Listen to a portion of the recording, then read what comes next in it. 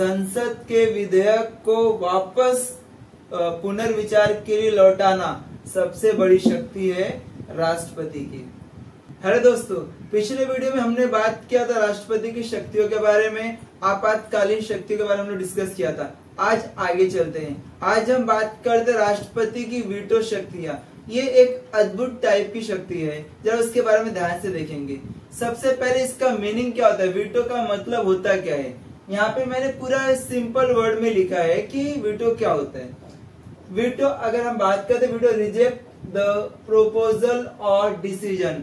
जो भी डिसीजन, जो भी प्रोपोजल संसद ने लिया है, जो विधायिका ने लिया है, उसको क्या करना, रिजेक्ट करना, कैंसल करना। और अगर हम आम भाषा में बात करते हैं तो राष्ट्रपति की वीटो शक्ति में विधानमंडल द्वारा पारित विधेयक को स्वीकृति देने से मना करना, एक्सेप्ट करने से मना करना। जो भी कैबिनेट ने नियम विधेयक बना के भेजा है, पारित करके भेजा है, संसद से भेजा है राष्ट्रपति के पास, राष्ट्रपति को बोला है आप एक्सेप्ट करके साइन कर दो। राष्ट्रपति क्या करता है, उसको स्वीकृति देने से मना कर देता है। इन शॉर्ट, विधेयक को कानून बनने से रोकने का अधिकार को हम लोग राष्ट्रपति की वीटो पावर, राष्ट्रपति की वीटो शक्ति बोलते हैं। जो विधेयक है उसको कानून बनने से रोकने के लिए जो शक्ति लगती है उसे वीटो शक्ति बोलते हैं, वीटो पावर। ये राष्ट्रपति के पास है। टोटल हम बात करते types of veto power, types of veto power या राष्ट्रपति की वीटो शक्ति के कितने प्रकार हैं। अगर आम भाषा में बात करें तो टोटल 4 वीटो शक्ति है, लेकिन हमारे देश में सिर्फ 3 वीटो शक्ति का प्रयोग किया जाता है। एक अलग वीटो, विशेषित वीटो है जो अमेरिका में यूज होता है, इंडिया में इसका कोई भी यूज नहीं है। तो 3 वीटो शक्ति के बारे में आज हम पढ़ने जा रहे हैं। पहला, अत्यंतिक या पूर्ण वीटो। ये राष्ट्रपति की वीटो शक्ति का पहला है। पहला प्रकार क्या है, अत्यंतिक या पूर्ण वीटो की शक्ति। एब्सोल्यूट वीटो, एब्सोल्यूट वीटो ये वीटो का नाम है। अत्यंतिक या पूर्ण वीटो, इसमें क्या होता है ध्यान से सुनना। संसद द्वारा पारित किसी विधेयक को अपने पास सुरक्षित रखना। संसद ने जो विधेयक पारित करके राष्ट्रपति के पास भेजे हैं, राष्ट्रपति उसको अपने पास सुरक्षित रखते हैं, या उसका राष्ट्रपति का जो भी निर्णय रहेगा वो सुरक्षित रखता है। और इस प्रकार विधेयक समाप्त हो जाता है और अधिनियम नहीं बन पाता, और वो अपने पास सुरक्षित रख देता है, टेबल पे रख देता है, कुछ रिस्पांस नहीं करता है। जो भी उसका जो भी उसकी राय होगी वो सुरक्षित रखता है, मतलब वो उस पे कुछ रिएक्शन नहीं करता। और इस वजह से वो विधेयक जो होता है वो अपने आप कैंसल हो जाता है, वो विधेयक विधि या तो कानून नहीं बन पाता। ये मेन अत्यंतिक या पूर्ण वीटो की शक्ति का एग्जाम्पल है। अब इसमें 2 टाइप्स के होते हैं। 2 लोग भेजते हैं अपना विधेयक राष्ट्रपति के पास। पहला, गैर सरकारी सदस्यों के विधेयक। गैर सरकारी सदस्य मतलब जो सदस्य मंत्री ना हो, या प्राइवेट मेंबर जिसे बोल सकते हैं, जो सदस्य मंत्री ना हो, वो अगर विधेयक भेजेंगे राष्ट्रपति के पास, राष्ट्रपति उसको एक्सेप्ट या तो उसको रिजर्व रखता है, सुरक्षित रखता है, उसके ऊपर कुछ रिएक्शन नहीं करते। दूसरा, सरकारी विधेयक मतलब गवर्नमेंट विधेयक पारित और राष्ट्रपति की अनुमति बाकी है। ये विधेयक संसद द्वारा पारित हो चुका है, कैबिनेट द्वारा पारित हो चुका है, मंत्रिमंडल द्वारा पारित हो चुका है, अभी राष्ट्रपति के पास गए साइन करने के लिए, एक्सेप्टेंस के लिए। तो मंत्रिमंडल, लेकिन जैसे राष्ट्रपति के पास वो विधेयक पहुंचा, मंत्रिमंडल ने त्याग पत्र दे दिया, डिसॉल्व हो चुका मंत्रिमंडल। तो उस केस में जब नया मंत्रिमंडल बनता है, नया मंत्रिमंडल बनने के बाद नया मंत्रिमंडल उस विधेयक पर सहमति न देने की सलाह राष्ट्रपति को देता हो, तो उस केस में वो विधेयक भी क्या होता है, एब्सोल्यूट वीटो के नाम से जाना जाता है। क्लियर है मैंने क्या बोला? यहाँ पे प्राइवेट, यहाँ पे गवर्नमेंट। प्राइवेट मतलब जो सदस्य मंत्री ना हो, और यहाँ पे मंत्रिमंडल विधेयक तो पारित कर देता है, राष्ट्रपति के पास पहुंच जाता है, लेकिन वहां पे पहुंचने के बाद वो मंत्रिमंडल क्या करता है, त्याग पत्र दे देता है, डिसॉल्व हो जाता है। उस केस में जब नया मंत्रिमंडल आता है, तो उस केस में जब नया मंत्रिमंडल राष्ट्रपति को बोलता है कि इस विधेयक पे आपको कोई भी रिस्पांस नहीं देना है, तो इसका मतलब वो भी क्या होता है, एब्सोल्यूट वीटो होता है। तो वो सहमति न देने की सलाह देता है, आप इसको एक्सेप्ट मत करो, सहमति मत दो। ये दो टाइप्स किसके, एब्सोल्यूट वीटो के। आगे बढ़ते हैं। एक होता है निलंबनकारी वीटो या सस्पेंडेड वीटो। ये क्या होता है सस्पेंडेड वीटो? किसी विधेयक को संसद के पुनर्विचार हेतु लौटाना। इसका मतलब संसद ने जो विधेयक बनाया है, विधेयक जो पारित किया है, पारित करने के बाद राष्ट्रपति के पास गया, प्रेसिडेंट के पास गया, और प्रेसिडेंट ने वो विधेयक को देखा और बोला कि इस विधेयक पे, इस बिल पर एक बार वापस विचार करो।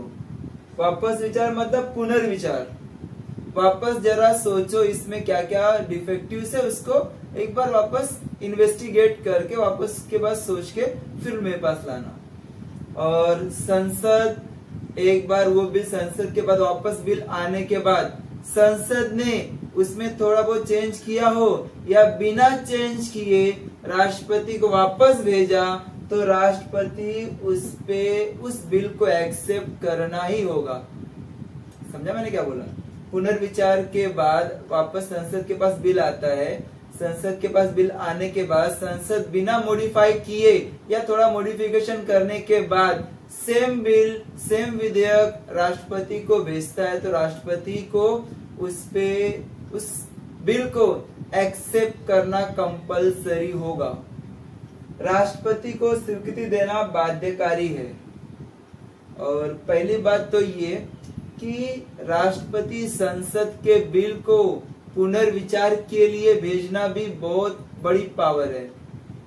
राष्ट्रपति की बहुत बड़ी शक्ति है कि संसद के बिल को पुनर्विचार के लिए भेजना। ये सबसे बड़ी शक्ति, सबसे बड़ी वीटो शक्ति राष्ट्रपति के पास है। क्लियर है? ये निलंबनकारी वीटो, जस्ट उसको भेजना कि वापस से एक बार चेक करना। आगे एक पॉकेट वीटो होता है।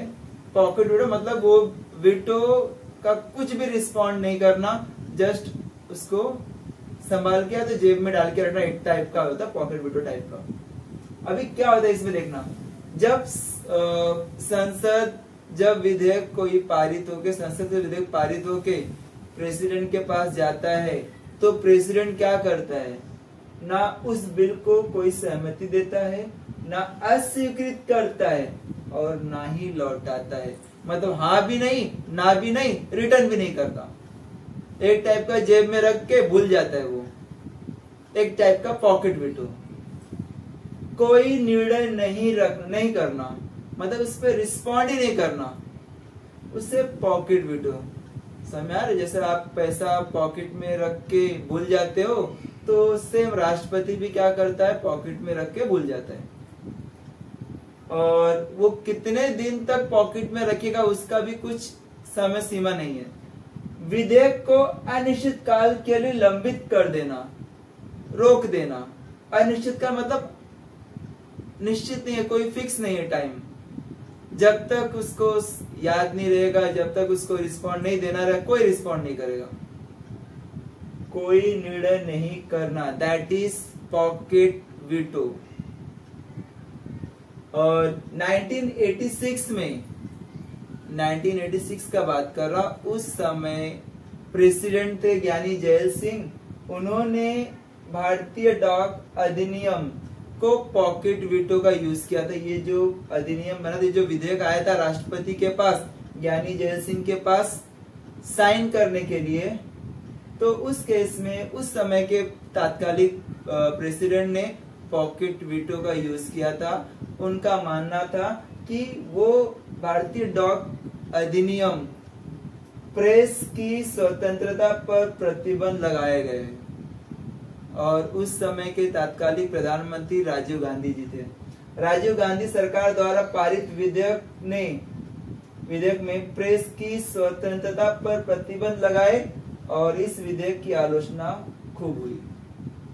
तो राष्ट्रपति ने उस विधेयक को पॉकेट वीटो का यूज किया, रिस्पॉन्ड ही नहीं किया, कोई निर्णय नहीं करना, दैट इज पॉकेट वीटो। ये क्लियर है मैंने क्या बोला? 3 टाइप के वीटो, एक एब्सोल्यूट वीटो, एक सस्पेंडेड वीटो और एक पॉकेट वीटो। एग्जाम में वीटो के ऊपर क्वेश्चंस पूछेगा तो इसी तीनों में से पूछेगा, ठीक है। आगे एक और इम्पोर्टेंट बात, अगर प्रेसिडेंट के पास धन विधेयक आता है तो धन विधेयक को या तो स्वीकृति दे, एक्सेप्ट करे, या तो उसे रोक कर रख सकते हैं, लेकिन संसद को पुनर्विचार के लिए नहीं भेज सकते। राष्ट्रपति के पास आया धन विधेयक, अभी धन विधेयक क्या होता है वित्त विधेयक आगे डिस्टिंग्विश बताएगा, फिलहाल के लिए सिर्फ याद रखना धन विधेयक अगर आता है उस पर लिखा रहता है भाई ये धन विधेयक है, तो वो राष्ट्रपति क्या कर सकते हैं, उसको एक्सेप्ट करके दे सकते हैं, अदरवाइज उसको रोक कर रख सकते हैं। पुनर्विचार के लिए नहीं भेज सकते, ये नहीं बोल सकते कि भाई एक काम करो इस पे वापस सोचना, वापस पुनर्विचार के लिए भेजना। क्वेश्चंस पूछता है कि धन विधेयक में क्या नहीं हो सकता, तो धन विधेयक में पुनर्विचार के लिए नहीं भेज सकते। कौन? प्रेसिडेंट, राष्ट्रपति। ये तो हमारे देश की बात हुई। अभी एक यूएस का भी बात होता है। यूएस के जो प्रेसिडेंट होते हैं, राष्ट्रपति होते हैं, उनके पास पॉकेट वीटो तो होता है लेकिन सिर्फ 10 दिन के लिए। वो 10 दिन तक ही अपने पास वो विधेयक को रख सकते हैं, उसके बाद उनको परमिशन देना ही पड़ता है। क्लियर है मैंने क्या बोला? ये 3 चीजें इंपॉर्टेंट है, एक बार रीड करना, आसान है, आपको समझ में आ जाएगा। Okay, thank you.